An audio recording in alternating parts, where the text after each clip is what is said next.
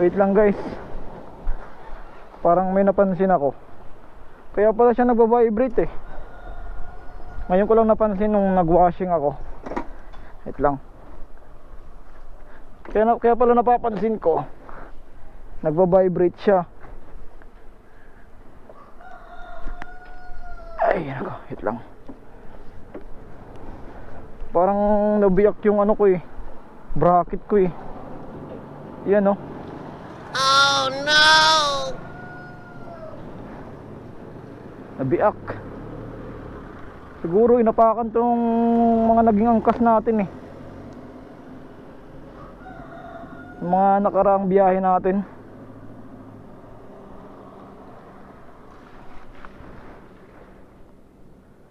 Pagawa na lang natin to siguro.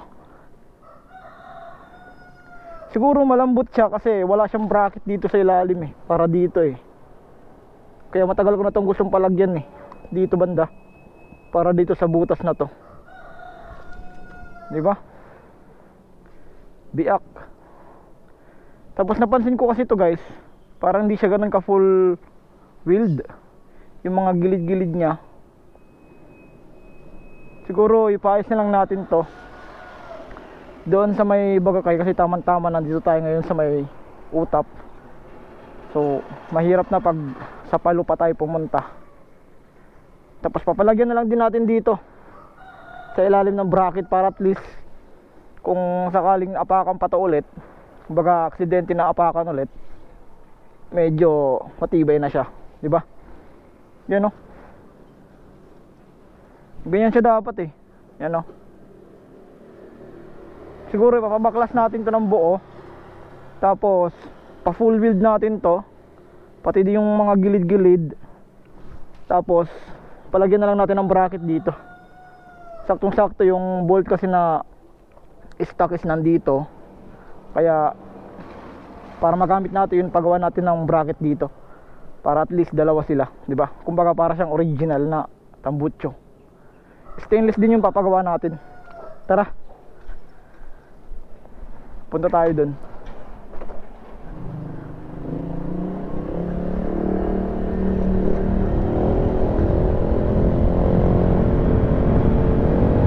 May kalayuan mula dito guys papunta sa Bagakay, pero mas malayo yung nasa Palo, kasi malapit-lapit yun sa proper, diba? Sana hindi malaki yung singil kasi papa full wheel lang naman, tapos dagdagan ng bracket sa ilalim. Sana hindi siya ganun kamahal para at least ma-afford natin. Kaya naman natin ma-afford, pero syempre yung i-afford mo kasi na bayad magdidepende sa gawa, di ba? Depende yun.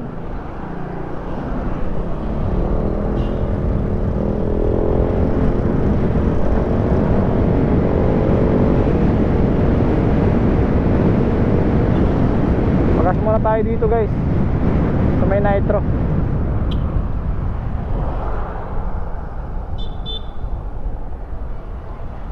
Para dire-diretso tayo.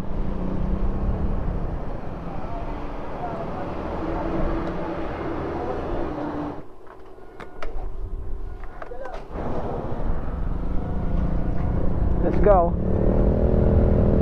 Buti na lang guys, napansin agad natin kasi ngayong 26 is babiyahe pa naman kami sa Giwan. Buti na lang napansin natin, kaya kailangan natin ito maparepair ngayon kasi next week baka busy na kami, hindi na natin mapagawa to, diba? Pagdating ng Sabado pabiyahe kami, tapos ganito pa yung tambucho natin. Mahirap na isa na lang yung kumakapit na bracket, kumbaga para siyang paganyan, tas paganyan, kumbaga paganyan, tas ganyan. Mahirap na, baka matanggal din yung kabila, baka lumayla yung canister.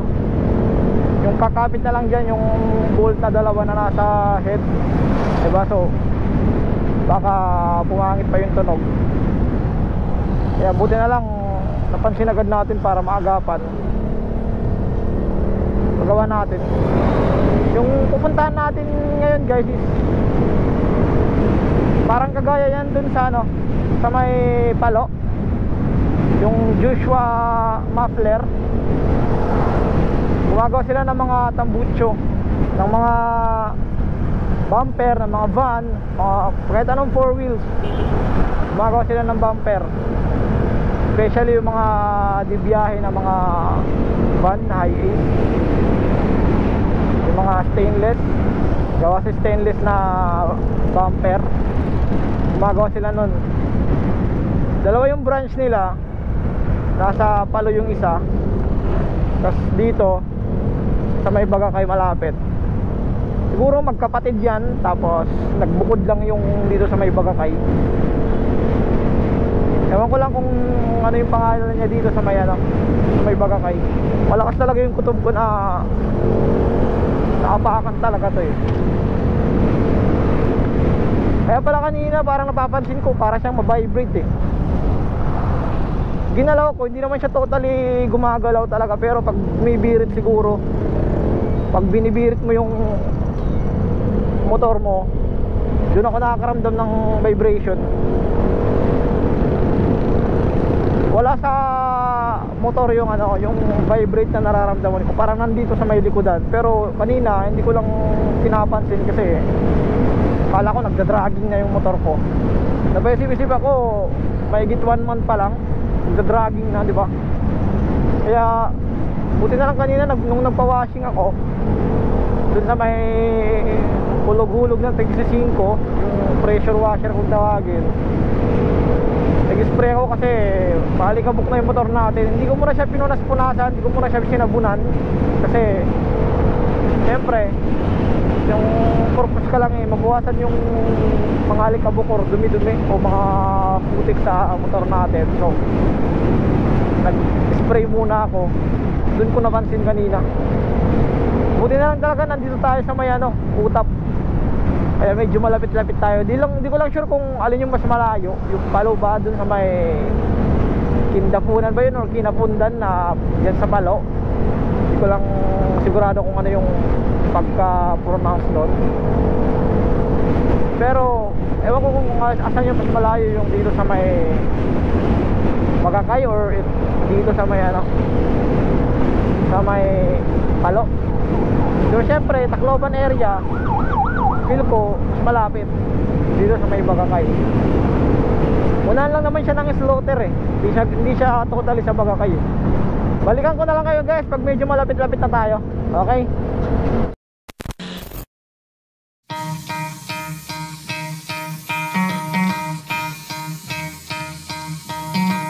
Try to play, but you're never gonna beat me. Look the other way, what I'm doing ain't easy. Bloody hands stained from the people who deceive me. Muddy hands break through the chains, go free me. Looking for change, looking for pain, pulling a mob, pushing a train. I'll never stop, stick to a lane, pick up the pieces and go rearrange.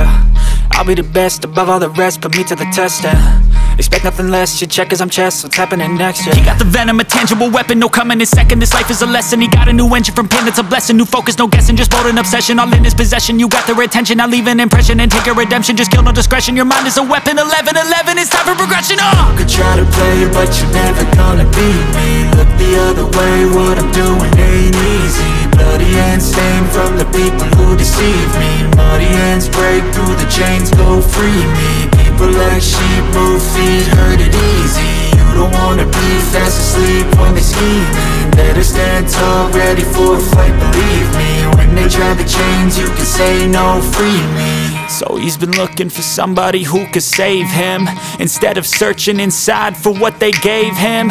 A strong will, strong mind causes mayhem. We could change the world, change times, rearrange them. Staying on pace, running the race. Life is a chase, I don't want a place, I wanna be first. Work till it hurts, dehydrated thirst till I'm in a hearse. High ambitions and the right mind can take you so far. It's like you lived a few lifetimes. Take off, I'ma break off from the weak minds. They can stay soft, you can change lives, you create thoughts. Never waste time, you got one shot, you got one life. Better pop off, what do you like? Make a dream job, no 9-5, no mean boss. Just my life and free thoughts. You could try to play, but you're never gonna beat me. Look the other way, what I'm doing ain't easy. Bloody hands stained from the people who deceive me. ends break through the chains, go free me. People like sheep move feet, hurt it easy. You don't wanna be fast asleep when they scheming. Better stand tall, ready for a fight, believe me. When they try the chains, you can say no, free me.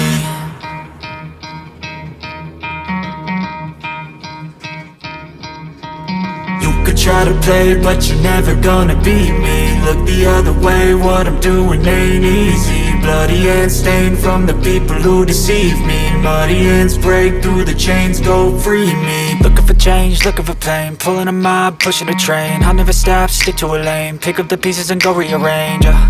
I'll be the best above all the rest, put me to the test and expect nothing less, your check is I'm chess, what's happening next, yeah. He got the venom, a tangible weapon, no coming in second. This life is a lesson, he got a new engine from pain, that's a blessing. New focus, no guessing, just bold and obsession. All in his possession, you got their attention. I'll leave an impression and take your redemption. Just kill no discretion, your mind is a weapon. 11-11, it's time for progression, You could try to play, but you're never gonna beat me. Look the other way, what I'm doing ain't easy. Bloody hands stained from the people who deceive me. Muddy hands break through the chains, go free me. People like sheep move feet, hurt it easy. You don't wanna be fast asleep when they scheming. Better stand tall, ready for a fight, believe me. When they try the chains, you can say no, free me. So he's been looking for somebody who could save him, instead of searching inside for what they gave him.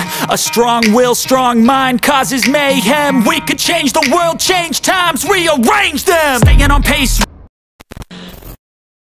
So yun guys, ayan na, tapos na natin pina-full wheel yung tambutso natin, ayan. Yung biyak kanina, tinan nyo parang wala lang. Parang wala nangyari. 'Di ba?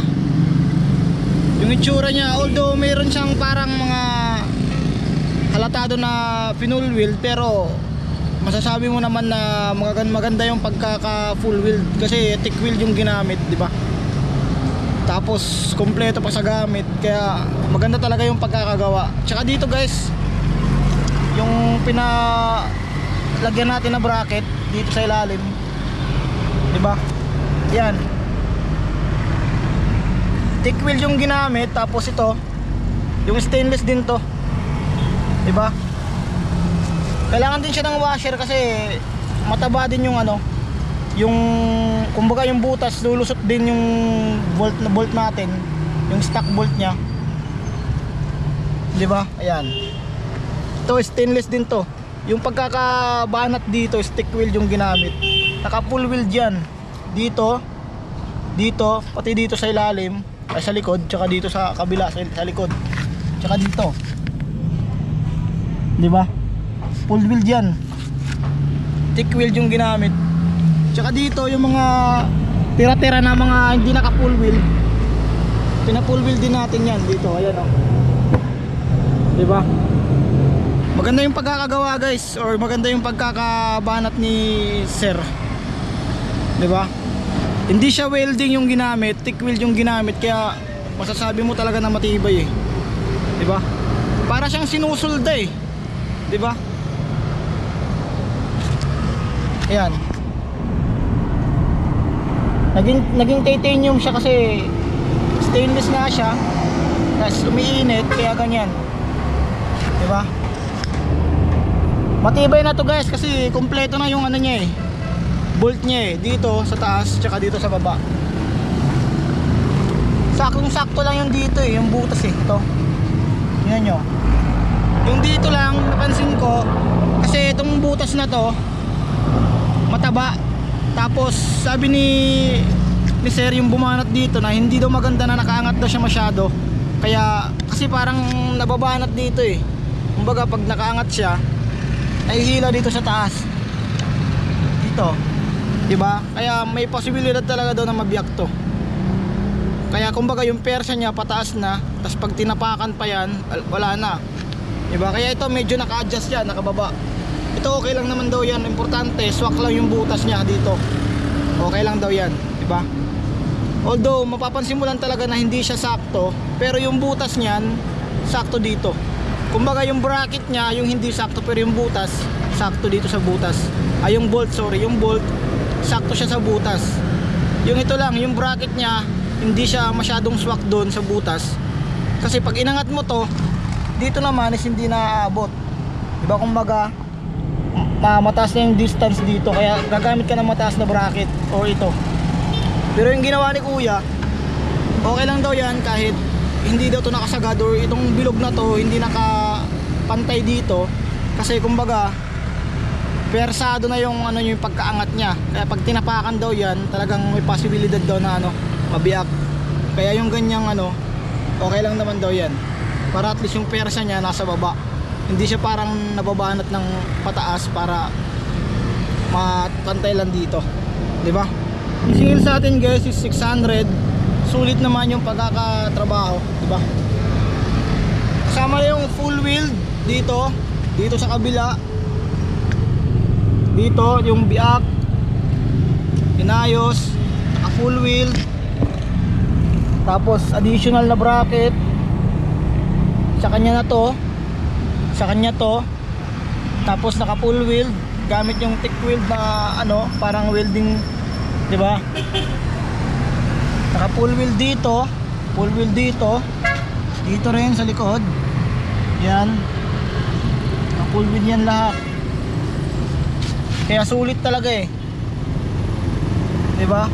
Kaya big shoutout sa ano, Joshua Muffler Shop dito sa may Bagakay. Maraming salamat po. Sa mga gustong bumili nga pala guys ng mga pipe, sa mga gusto magpa-repair ng mga elbow, kung meron kayong biak or magpapare-elbow kayo, magpapagawa kayo ng elbow, magpapalagay kayo ng bracket, magpapaayos kayo ng bracket, lahat para pagdating sa tambutso, pwede sila sa bumper. Nakita nyo naman kanina yung video, meron silang mga elbow, meron silang mga pipe, meron nga silang king drag doon, natipuan ko 1.5 lang daw yun. So pag nagkaroon tayo ng budget, babalikan natin yun para kay king, di ba? Saktong-sakto yung kulay niya. Kaya ulitin ko sa mga gusto magpagawa ng tambutso, magpa-repair, magpa-re-elbow, magpagawa ng bracket, yung parang ganito, additional bracket, Joshua Muffler lang kayo. Solid yung pagkakagawa, yung pagkaka-repair, solid. Tsaka kompleto sila sa gamit, tsaka nililinisan talaga, di ba? Sa halagang 600, makikita mo yung quality ng pagkakagawa, di ba? So yun guys, yun lang naman po yung video natin ngayon. Maraming salamat po ulit sa Joshua Muffler Shop. Maraming salamat po sa inyong panonood. See you in my next vlog. At ride safe po sa ating lahat. Peace out.